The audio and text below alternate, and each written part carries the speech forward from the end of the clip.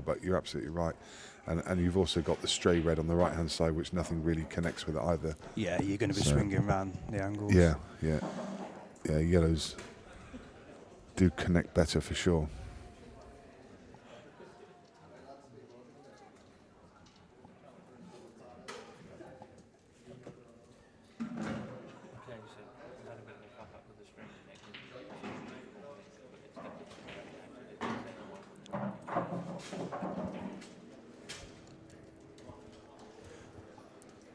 So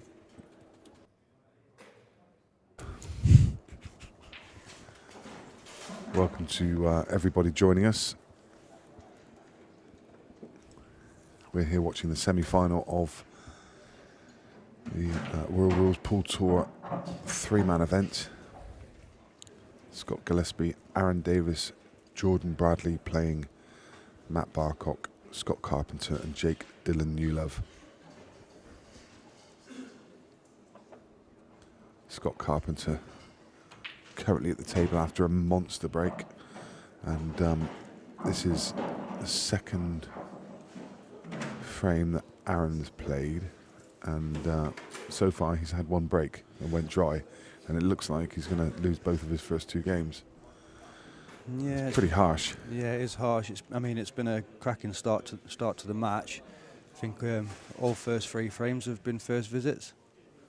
Oh, cue ball. He's okay. Just okay. A little bit awkward though. He's going to be bridging over the black. Yeah, he's not going to be able to do too much with the cue ball here. He won't want to do anything too heroic. I think it makes it a little bit more harder, the fact that he's going to have to try and screw it back a couple of inches. Yeah.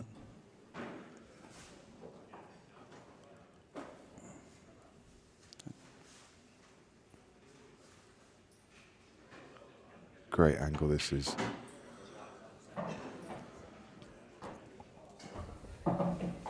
Again, I was just about to say, I think he's just the wrong side, but actually he's not. He's perfect. You can see there, he's pretty much arrow straight. Do you like these shots? Nope. No? I love these shots. I love these shots. I think it's so easy to just whip a little bit of side on it. I know. I think it's just one of those that when you got a cue action as good as mine, you know.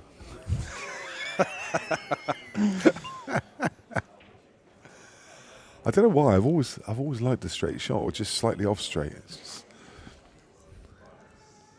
some people hate them, don't they? Yeah. Prefer to have a bit of angle on everything. I play a lot of shots with sides, so yeah. The straight ones they can be a little bit tricky.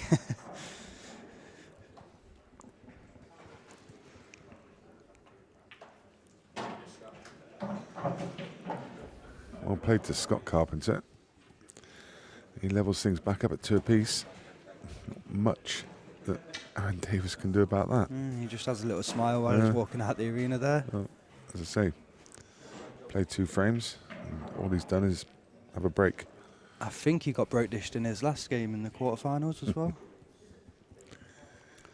Well, if he was saying that he didn't win a match in his last one, he's not won a match in this one yet either, so incredible. If you're saying good job his teammates have got strong backs. Yeah. You wouldn't think that of someone of his standard though. No. So Jordan wins the leg there. Yeah, I've got to say I was impressed with Jordan in what we saw. It's the first time I've seen Jordan play. Not familiar with his game, but really impressed with his first frame. Yeah, I know Jordan really well. He's from Nottingham. He's got a very strong snooker background. I know him from the days when I was manager of a snooker club in Nottingham. But yeah, loves his pool, loves his snooker. Good cue action, you know, doesn't miss very many balls.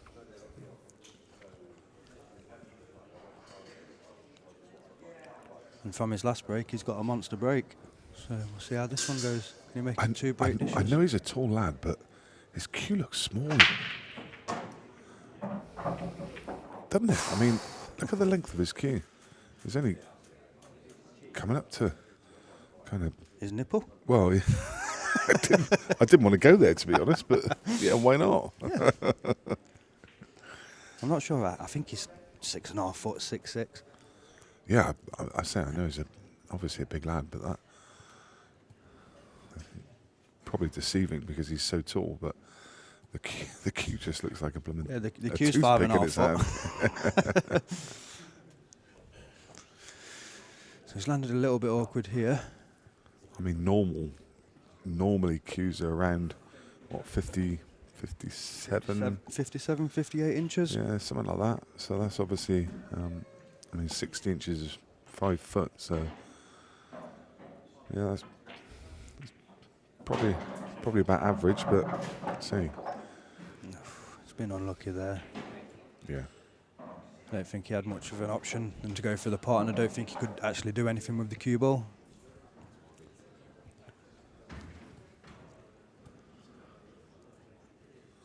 By contrast, Jake's cue pretty much comes to his shoulder.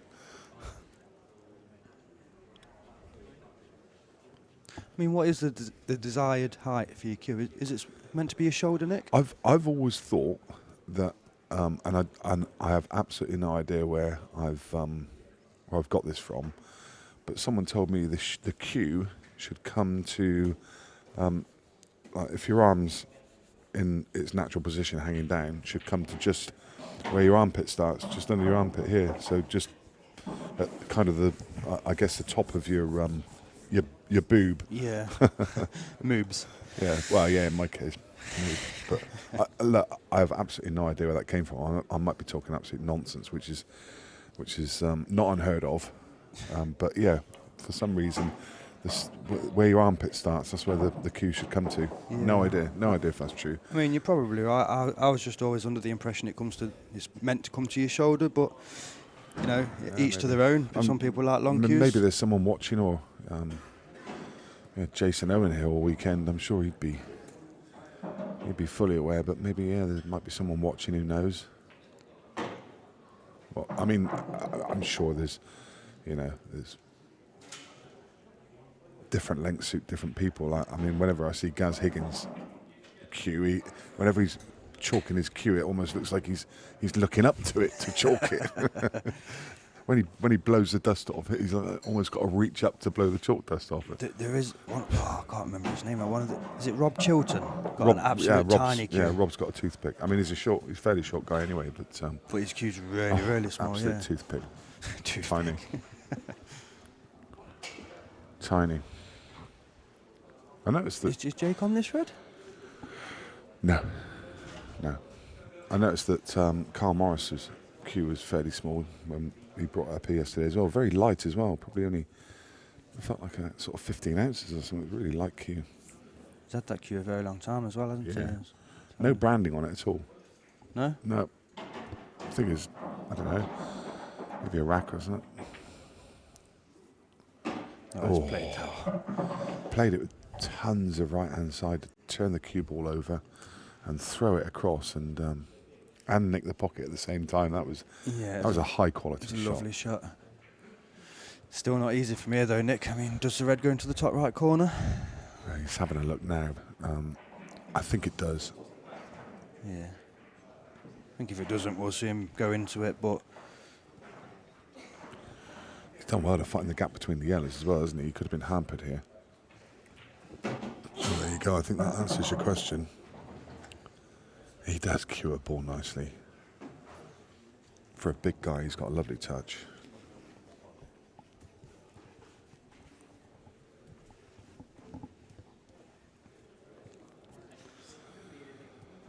Yep.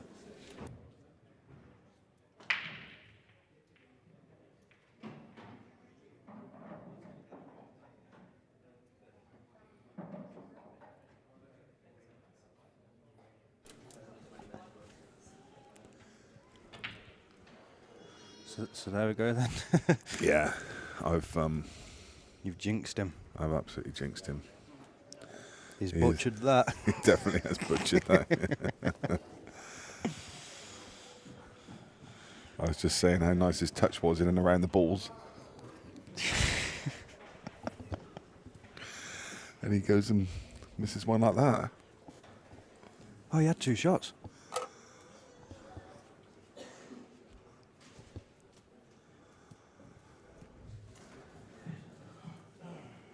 There we go. Shows how much we've been concentrating.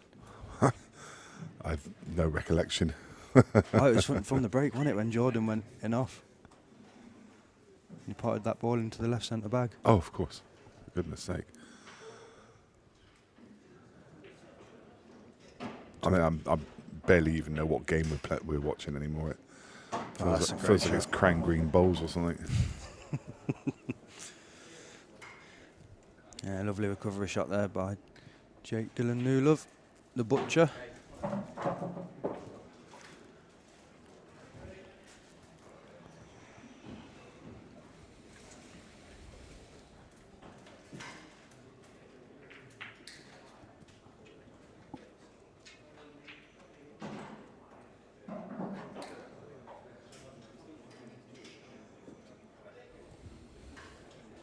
So now the time for Scott Gillespie against Matt Barcock. Yeah, Scott feeling a little bit delicate. Let's come and get him some ibuprofen just. Matt just walked away disgusted with that one. He knew that he'd hit that one slightly too hard as soon as he let go. He was impressive with in the first game. So let's see if he gets a chance in the second. Goobs was quite merciless in his last game.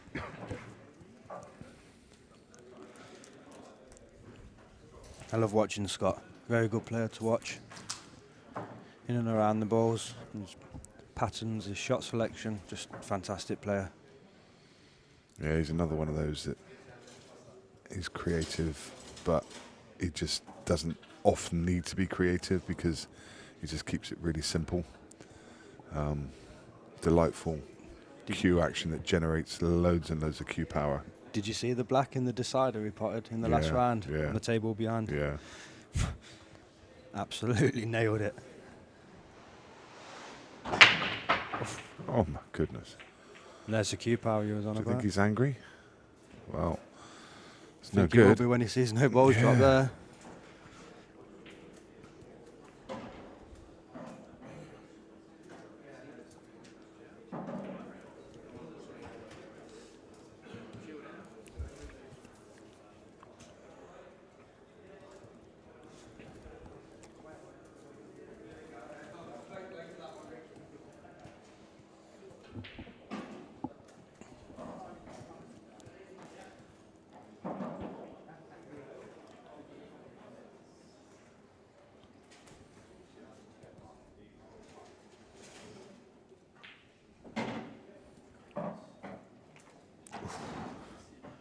Has he enjoyed himself there? I think he might have. Can he just see it? I think he's just okay.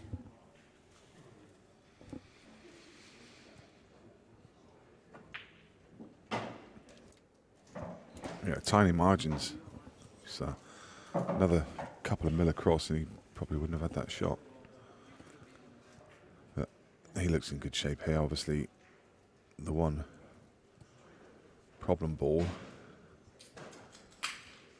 just needs to think about how he manufactures an angle on something to disturb the red. He can knock the red onto the yellow, can't he, to try and develop it. I would think the one that he's going to target is the ball to the bottom left and then stun across into that red to push the yellow on. But the problem is he's taking balls off the table. He's running out of balls to develop. Well, yeah. I mean, he's always got that ball to left corner to use to develop it. But the problem is he going to be on something? That's the issue. You want to try and leave as many balls as you can on the table. He's kind of been forced into this situation because he wanted to clear the table first. But well, I'm just wondering whether he can play this left into the this yellow into the top left bag now, and screw to just under the right middle bag and leave an angle on the yellow just under the black spot, just to drop onto the red full ball. I just saw Shane Thompson walking determinedly over to table 2, so that would indicate that he has won his semi-final of the Challenger and is in the final. I don't know that for sure, but he looks like he's got a bounce in his step. He's normally up here bemoaning his luck by now if he's lost, so I reckon he's probably in the final. Let's have a look. Yeah, indeed. So in those semi-finals, John Egan's beaten Neil Raybone 4-2. John's ploughing through that field, really. I mean, he's beaten Matt Brierley, who's one of the form players. Beat Nathan Ellis this morning. Beat Tom Cousins last night. Any good? So he's beat a few steady players then. Yeah. Yeah, hadn't he ever? So, he finds himself in the final against Shane Thompson. Shane Thompson beat Ches Graham 4-1. So that final is just about to start over on table 2. I can see the 2 players at the table, so we will keep a keen eye on the progress in that game. Yeah, and then, as I mentioned earlier, this was always going to be the problem with leaving the problem late, wasn't it? If you don't land with the right angle on this yellow, then you've just got no way to develop. No, I think he's definitely struggling now. I must admit, I was just looking across at table 2, so I missed the lead up to how we got to this position. But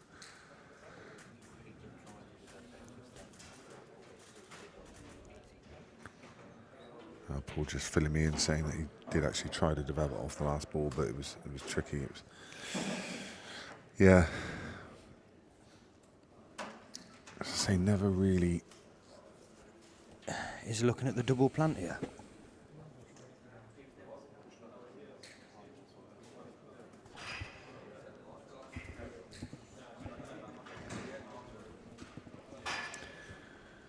Yeah, feels like the red's in the way of the double plant, but I think you're right. You can just get across there. This would be some shot.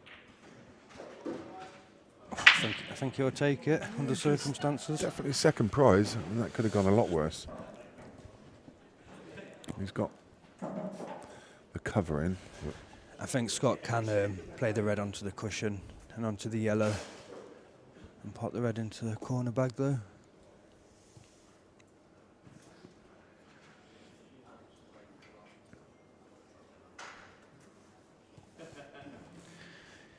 Red's without the problems though.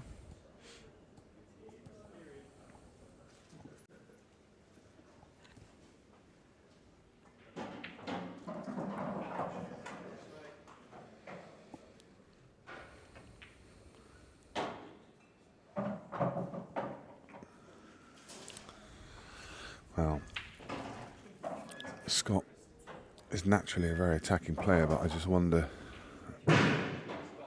whether he had it in mind to lay a snooker after he played that shot. The problem is he's just finished the wrong side of these 2 reds. I'm sure maybe that wasn't in his mind, but I guess it was one of them. You either land on them, or you if you finish to the side of them, you don't land on them, then you can lay a pretty telling snooker. The thing is, if you can lay a snooker, there's not much of the yellows to hit, is there? Because you kind of got the black and the red in the way of them, so it's not going to be a simple snooker to get out of. No. And I think if Scott can elicit 2 shots, then it suddenly becomes favourite for this frame. Yeah, I think he's looking at taking the double on here and leaving the white at the centre of the top cushion, and then he'll be looking to lay the snooker if he gets the double. I don't know, he's looking at the plant now. Changed his mind now. He's looking at the plant.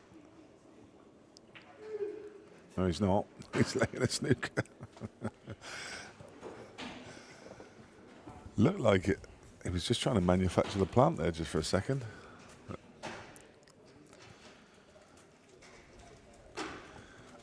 I mean, ultimately, I go back to what I said at the start. I think it was right to try and get a snooker there because it's not straightforward to get out of.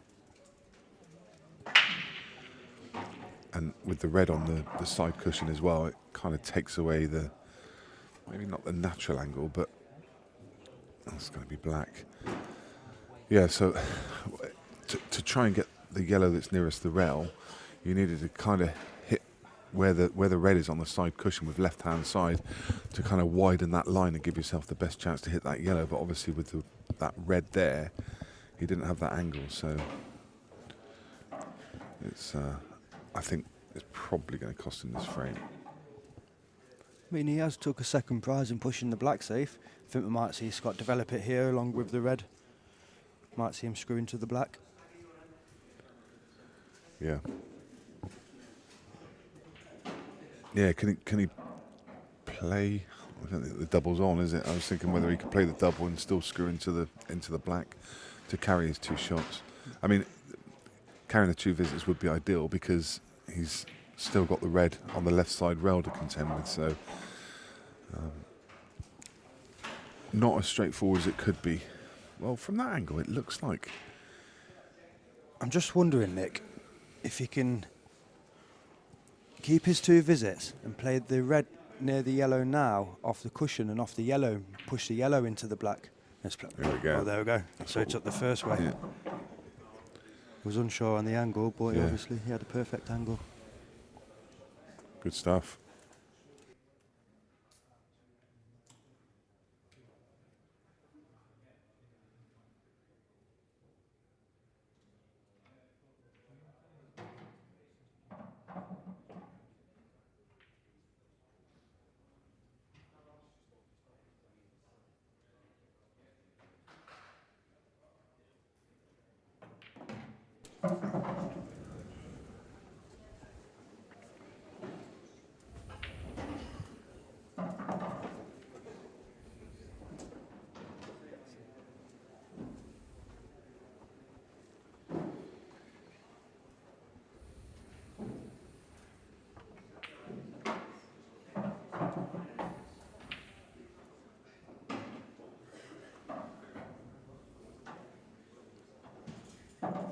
I think you can notch this frame on. This is going to very quickly be 3 each. He's still carrying 2 shots, so not going to see any mistakes from here, I don't think.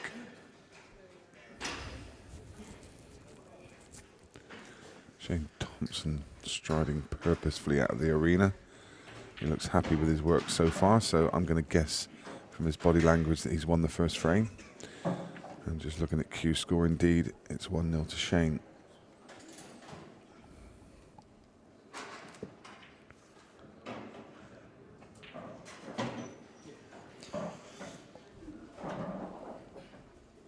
Just think you could see him kind of when he cued that, it was like you could see him run the cue through his hands. He knew he just underhit that slightly. Again, I don't think it's going to be a problem.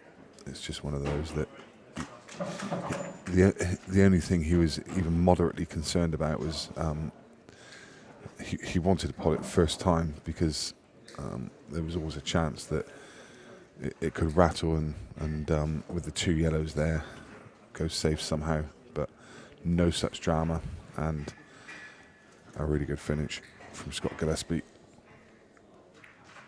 So while I have the opportunity, I'll take one more chance to say thank you to all of our sponsors, and we'll quickly run through them. You can see many of them on screen. To All Stars, to Club 147, to Dishers in Crew, to Legends in Braintree and MK Sports Bar, to Off the Rails, Wraxham Maidenhead, Savannah up there in just outside of Manchester, Spencer's of Yarmouth, Spots and Stripes of London, the Court of Peterborough, and also to Onboard and the team at Onboard for all of these shirts that you see on display, the players' shirts, and not forgetting Jason Owen, who's the title sponsor for the open event, without all of which it would be possible to bring you this tour and this stream. So can Aaron make a ball? He's not had a visit for 4 frames, Nick? No. I'd have lost the lag on purpose, me, this time, I think.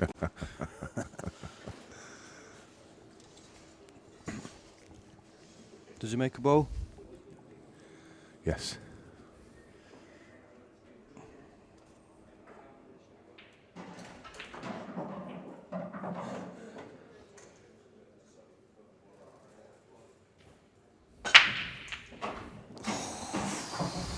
Told you. made more than one. In fact, he made 3. Unfortunately, one of them was the cue ball. I guess there's 2 key factors. One of them being that it being world rules, it's only 1 visit. And the second, that a couple of the balls are tied up. So you won't be desperately unhappy with that result.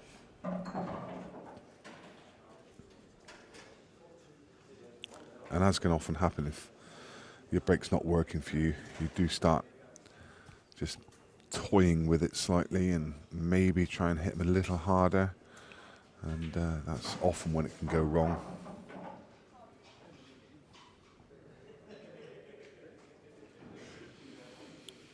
Jake Dylan Newlove, the butcher, eyes the table, working out the pattern. Now, do we think that it's hard to see whether the red in bulk just below the yellow goes to either pocket? I don't think it does. I think he's... Shane Thompson in the background there. Nick about to go 2-0 up, I believe. Yeah, looks that He's way. final. He's flying. Oh, it's Mr. Black. He has missed the back. He's parked it over the pocket. And he can't be too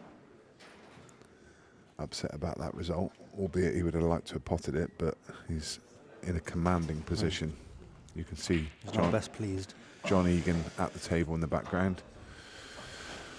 So, Jake with some work to do in this frame.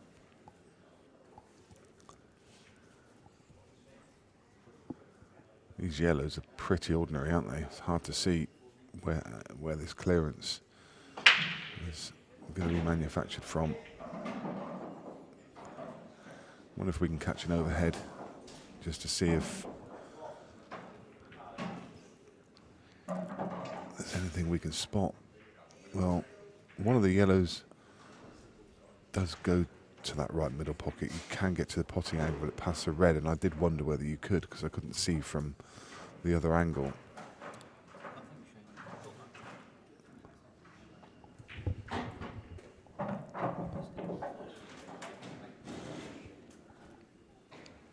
That's a nice shot there. Yeah. This gives him every chance now. Yeah. Yeah, suddenly just opened everything up. And it just shows what kind of vision he had when he worked out that pattern, seeing that shot, then executing it to perfection.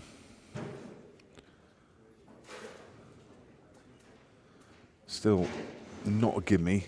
The 2 reds and the black in the middle of the table just means that the transition from right side to left side is made a little bit more tricky. If those 2 reds weren't there, I think this would be a formality. The problem is getting nicely on the ball down the rail. I think he'll go for that one now, yeah. I think you're right, but he was always having to compromise and leave a bigger angle than he might have actually wanted to.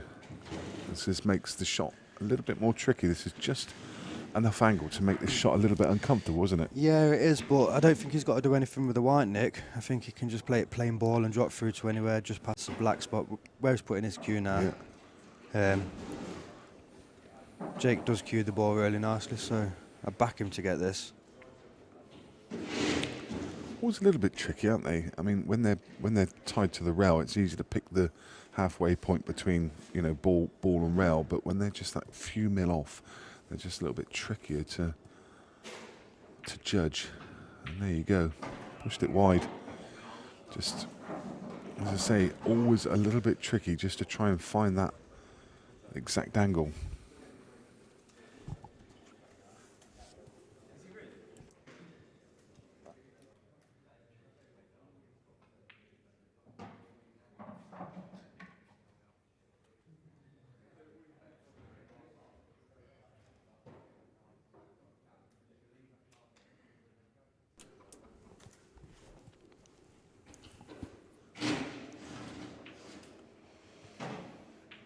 So Aaron with a rare opportunity to be able to contribute to his team's scoreline.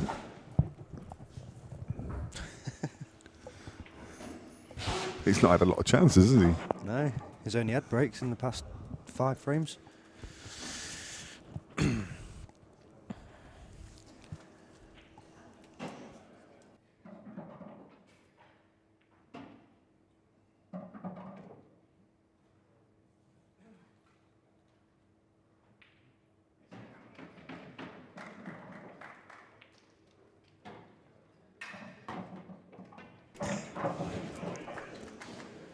And Shane Thompson's just gone 3-0 up.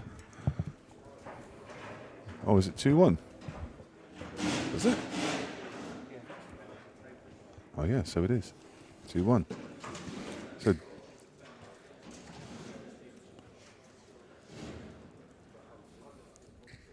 I heard a ripple of applause and saw him walking away from the table, so I assumed he'd won that last frame, but it's actually 2-1.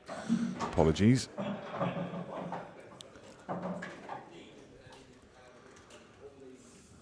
This looks good. Yeah, I think he's just okay. I think he'd have preferred a little bit more of an angle though, Nick. So he didn't have to come off the top cushion, but he's just is he straight enough where he can screw back? I think he is.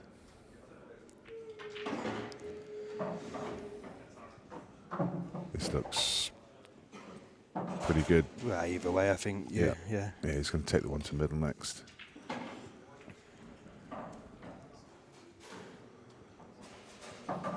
You can just drop that in and leave a nice angle on the red in bulk to come back down for the black.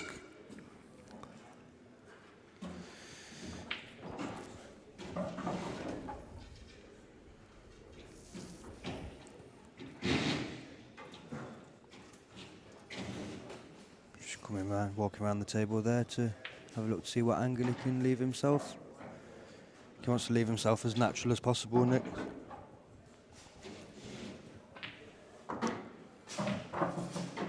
Perfect.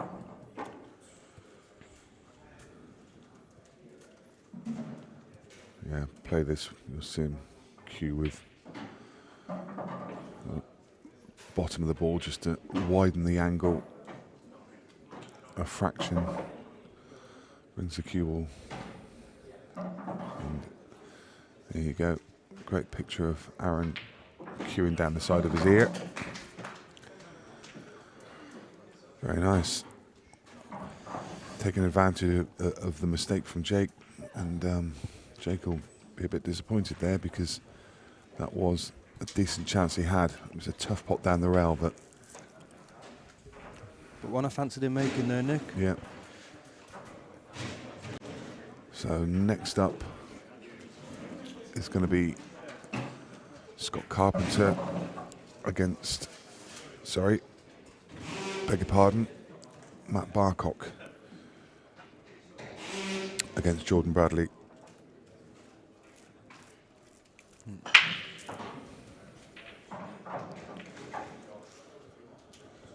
Jordan wins the leg again. Yep. Declan Brennan, Ross Dunn, Dan Chancer. Declan, Ross Dunn. He's had a really good match, Jordan, in this match. We can hear the players being called up from the other semi-final. They just called them up to the top table, and I'm not sure whether they're calling them up to collect their money, which would mean that Declan's team has lost. But let's have a look and see if we can find out who is in the final. Yes, indeed. So, Ben Flack, A. Williams and G. Dixon. I think it's Andy Williams and I'm not sure about Mr. Dixon. They've beaten Declan Brennan, Ross Dunn and Dan Chanter by 5 frames to 3. So they already await in the final. And it's now a dry break from Jordan, a puff at the cheeks from Matt, because he doesn't like what he sees, really. I just wonder whether he can play the yellow off the cushion first and possibly hit the red and the yellow together at the bottom right of the table. Or is he just going to go into it instead? Yep. looking to develop the ball nice and early. Gives himself a lovely chance to run this frame out now. Does he need to develop the black? I- Or does it? Can he get through to the potting angle, do you think? Because, I mean, he does have an angle where he could run across table, but that's fraught with risk. I And don't know. Can we get an overhead up to have a look? No, I Yeah, I think he can get through to that. I don't reckon he can, you know. I'm not so sure. I'm not so sure. I think that's tight. I mean, as I say, he's got the angle. He could have run across table, but I'm just wondering, Nick, the yellow to the bottom of the table closest to the black, yeah, would that go in off the black? Yeah, quite possibly go in off the black. Yeah, That will open things up a little he's bit. going to want to play that fairly early. See, Nick, the white landing where it is there, to me, it looks like he could pot the black from there. You might be right. We are going to find out. He's not looked at it, so that would tell me that you're right, because you know, it's not like he's got down there, and maybe it's not as tight as I think it is. I think the yellow furthest right of the picture we're looking at now, if you could leave the white anywhere along that line as well, I think he can cut it in. If he does need to develop it, he's got. He's got a any chance one of now, these, any one of these three balls he could put off of. I mean, off it's of it, perfect so. now to play Exactly, the yellow in the centre of the three yellows. Yeah, yeah. I think we're going to find out now. I think he's going to play that. Nice. No? He's queuing to pocket, I think. So. Oh no! There we go. Did need developing. There we are. It's a nice shot. Yeah, he played that really well. Very nice. So, what we're saying here is my eyes are better than yours, then. Nope. It still went. He just didn't fancy it. My eyes are better than his.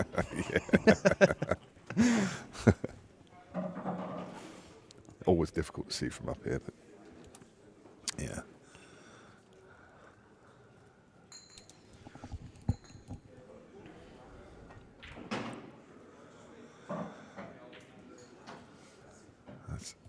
It's Again, a little bit awkward. Yeah, just tiny bit betwixt and between. I think just a. I think he's okay. I think he can play the red closest to the cushion as we look, and just. Thing is, another 3 inches of pace, or 3 inches less of pace. Either way, he was absolutely fine. But it's usually the case when you play into areas you can just. Yeah. He's played that lovely. Oh, that's a great very shot. Nice. This is back to Matt in his first frame when he was very impressive. Didn't do too much wrong in that second frame actually, but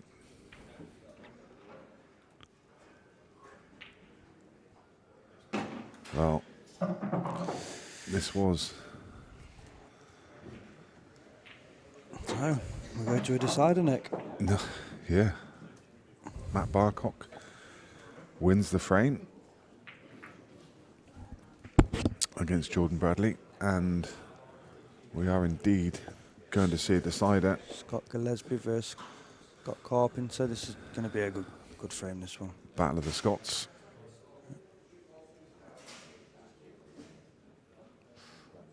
Oh, look at this lag. Oh, not much in that. Not much in that. Could that be Scott's last shot? Scott Carpenter's last shot? 4 frames all. Well, Scott Gillespie's last break was dry, but he did crunch it.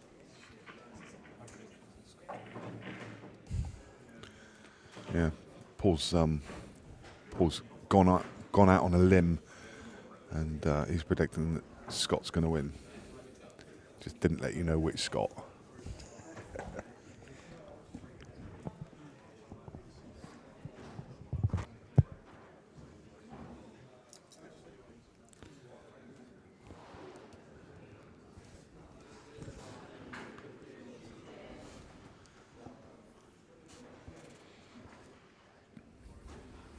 All about this break. This break will probably decide the match. Oh my word. Just for a second, that cue ball. Well. Take your pick, Nick. I think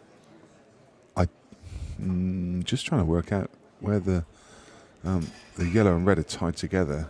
The yellow definitely goes to this bottom left pocket. I'm just wondering if the red does. I'm not sure it does. And I think that could be the deciding factor, and also the fact that he's perfect on the yellow down the rail now.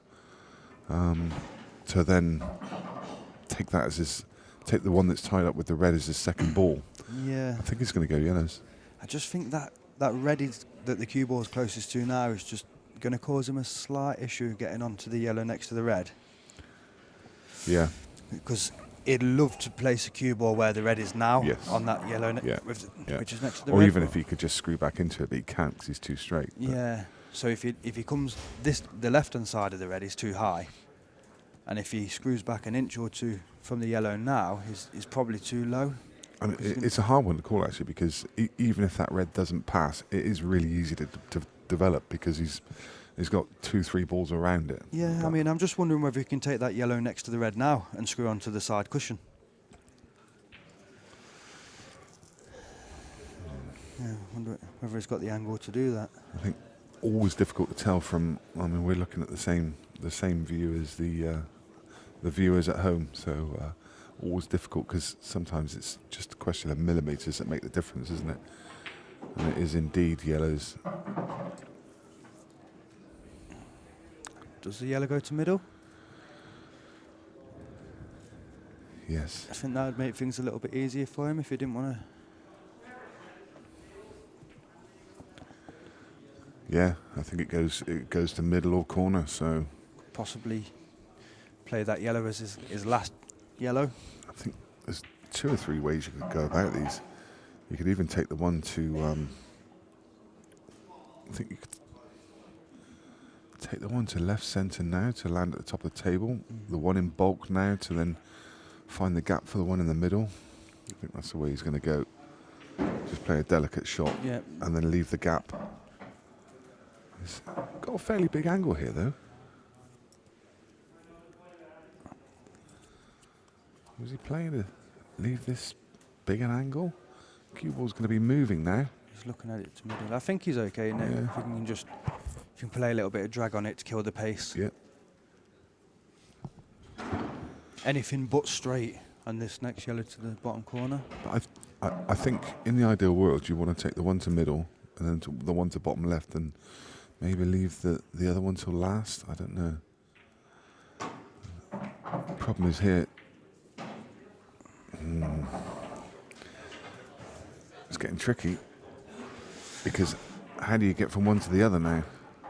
I think we might see him just screw back to this corner and take a tricky yellow up to the top right corner.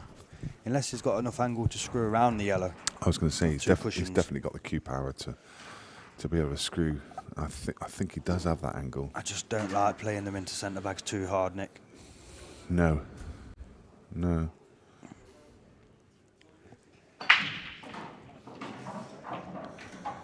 Yeah, he may take his medicine and leave the double, but the way he was queuing that one up, it did look like he was going to go for the deep screw.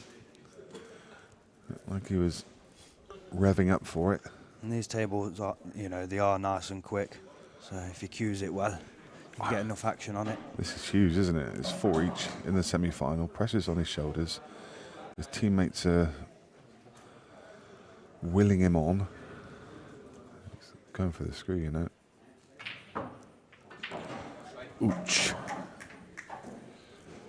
Well, I didn't like that option. You've got to be so much more accurate when you play him at that pace, haven't you? Yeah. But that was a tough ask.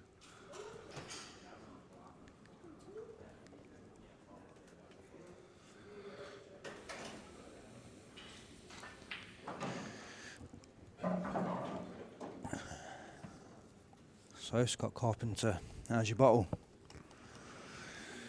Yes, indeed.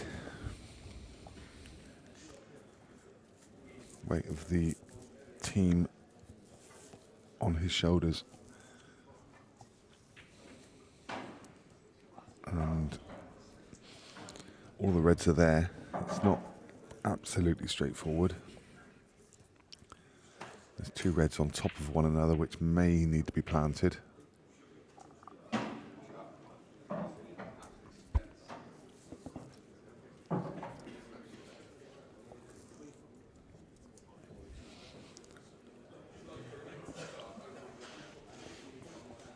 Of course, this competition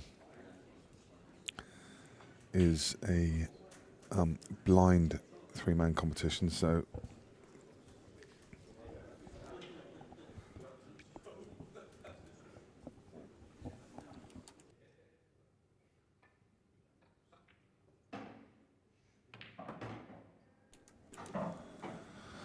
all of the players were chosen at random, just a totally random draw.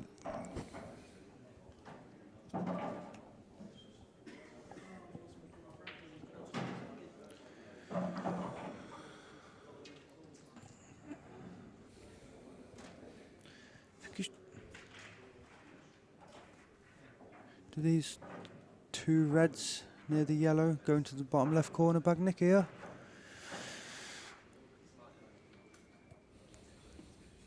Can you just screw across, or is he going to have to go into them a bit? I think he's going into them, Nick. This could go wrong. He's missed it. He has. I didn't like that. Oh.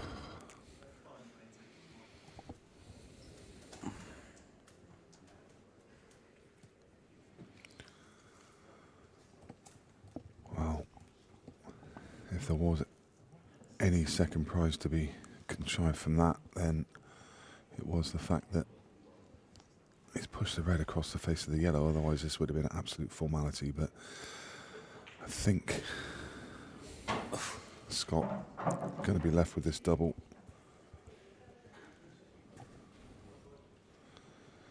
And it's not a double that he can just drop in either. He's got to come. He's got to play it with pace and try and screw off the bottom rail to get back up for the black. And when you play these with pace, they do straighten up.